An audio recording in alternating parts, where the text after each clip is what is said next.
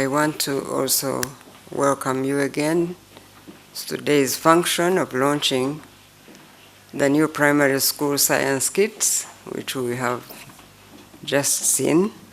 The government of Uganda, through the Ministry of Education and Sports, continues to focus on improving the quality of teaching and learning through innovations and good practices.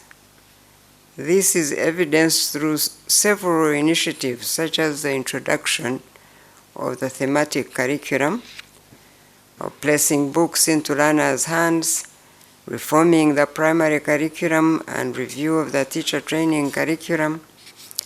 These initiatives have enabled learners to acquire the necessary knowledge and skills relevant to personal and national development. The Ministry of Education and Sports therefore had to find an answer to this challenge, which led to introduction of the mini laboratory for primary schools. This mini lab is simple to handle and stocked with apparatus, equipment that makes teaching of every topic of science at the primary level not only practical but interesting to learners. The equipment is enclosed in a simple cabinet that can be kept within the classroom, hence reducing the burden of the need to construct big rooms for laboratories at primary level. The equipment will also provide a firm foundation for transition of learners from primary to secondary schools.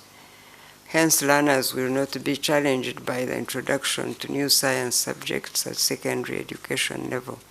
The science kits will provide an avenue for children to acquire important cognitive and psychomotor skills needed for the 21st century. In view of the above, the government plans to procure the main laboratory equipment in phased manner, depending on the available resources, starting with districts which have very poor results than others.